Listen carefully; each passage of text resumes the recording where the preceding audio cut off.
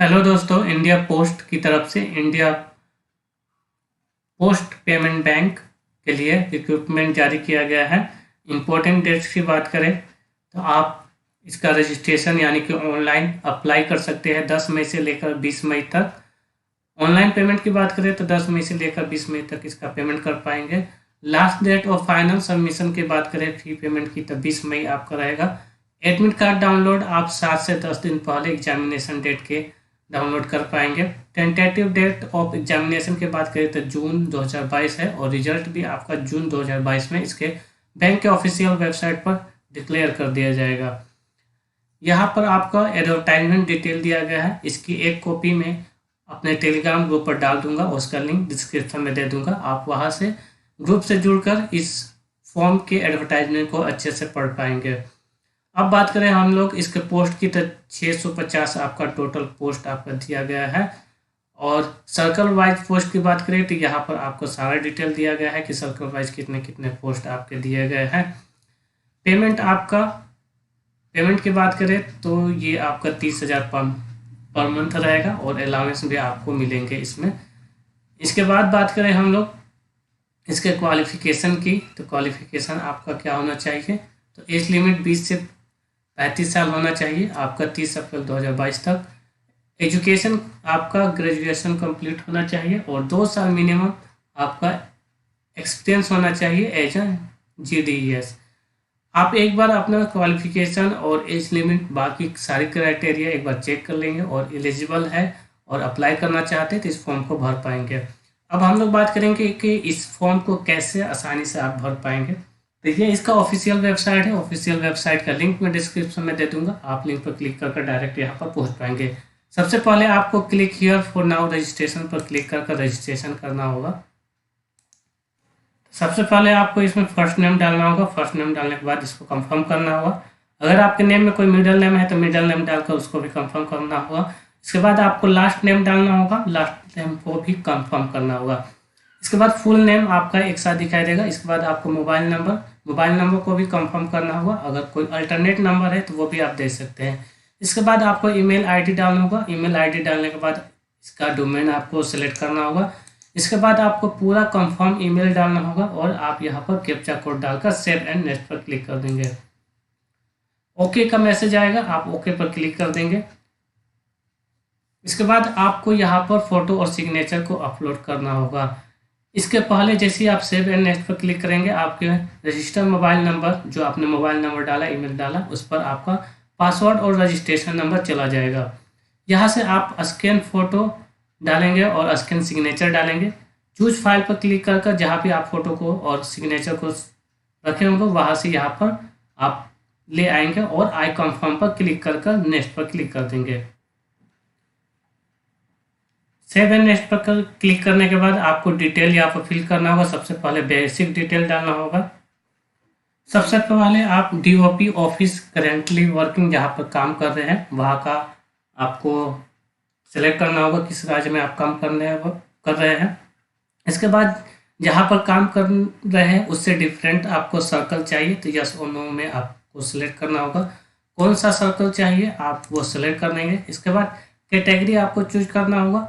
इसके बाद आपको डिजेबिलिटी ऑफ 40% या अबव है या नहीं, यस और नो में आप सेलेक्ट करेंगे। अगर यस करेंगे तब आपको ये सारे ऑप्शन यहाँ तक फिल करना होगा। अदरवाइज आपको यहाँ पर आना होगा, क्या आप करेंटली DOP एज ए ग्रामीण डाक सेवा में कार्य कर रहे हैं, यस और नो में आपको सेलेक्ट कर। अगर आपको यस है तो एम्प्लॉय कोड आपको डालना होगा। डेट ऑफ ज्वाइनिंग आपको ग्रामीण डाक सेवक के रूप में कब हुए थे ये डालना होगा। इसके बाद एक्सपीरियंस आपका आ जाएगा।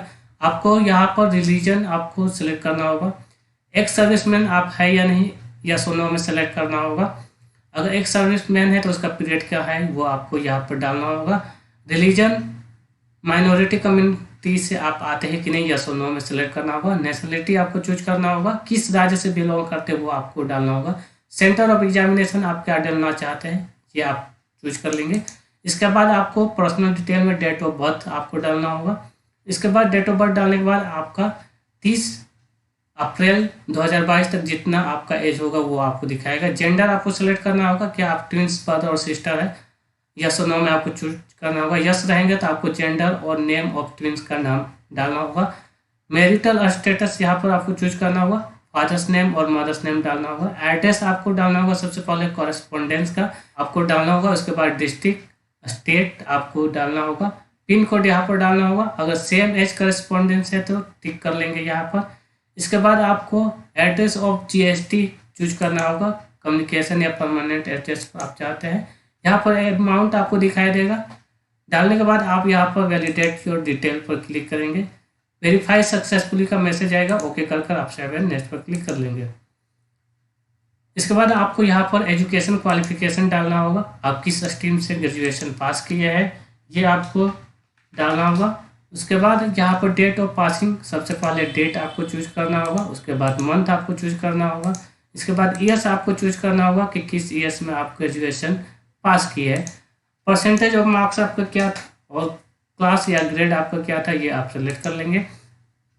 पोस्ट ग्रेजुएशन अगर आपकी है तो वो डिटेल डाल देंगे। प्रोफेशनल क्वालिफिकेशन यहाँ पर डालेंगे, अदर कोई क्वालिफिकेशन है तो वो भी डालेंगे। इसके बाद आपको एक्सपीरियंस में जस्ट करना ही होगा क्योंकि ये एक्सपीरियंस मैंडेटरी है, अगर नहीं है तो आप नहीं भर पाएंगे।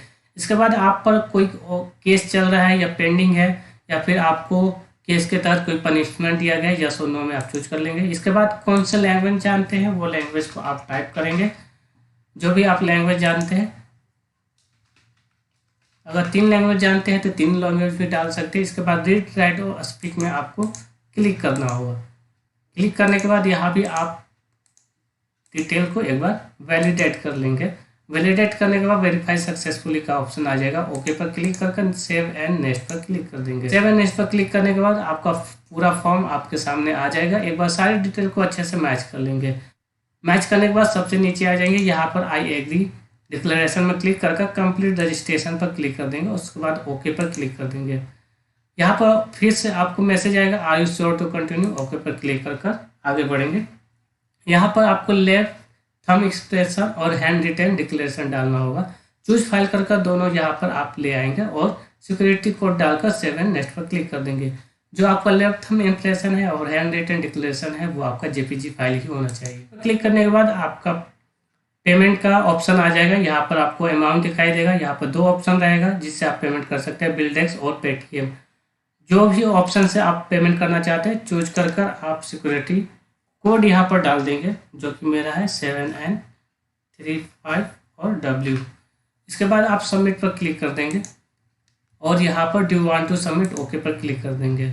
इसके बाद आपका पेमेंट बिल डेस्क ओपन हो जाएगा। यहाँ पे इतने सारे ऑप्शन आएंगे जिससे आप पेमेंट कर सकते हैं, credit card, debit card, other debit card, internet banking, wallet, cash card, QR code और UPI से। अगर आप डेबिट कार्ड से पेमेंट करना चाहते हैं तो इस पर क्लिक कर card number, expiration date, years, CVV number और कार्ड होल्डर नेम डालकर मेक पेमेंट पर क्लिक करना होगा। उसके बाद आपके नंबर पर रजिस्ट्रेशन मोबाइल नंबर पर आपका OTP जाएगा, OTP को डाल देंगे तो आपका पेमेंट सक्सेसफुली हो जाएगा। उसके बाद आपका मेन पेज ओपन हो जाएगा जहाँ से आप अपने पूरे फॉर्म को प्रिंट कर फ्यूचर सेफ के लिए रख पाएंगे। अगर आप इंटरनेट बैंकिंग से करना चाहते हैं तो वो भी चूज कर जिस भी बैंक का आपका इंटरनेट बैंकिंग रहेगा, यहाँ पर ऑल बैंक में सारे बैंक का नेम दिखाई देगा।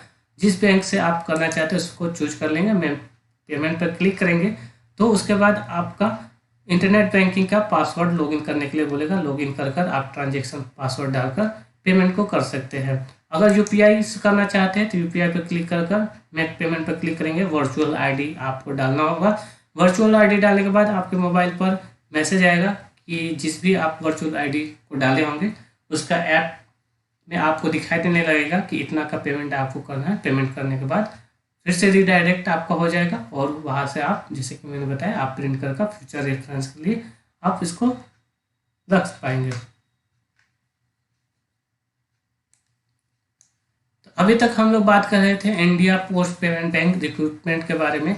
तो हम लोगों ने देखा कि कैसे इस फॉर्म को आप आसानी से भर पाएंगे।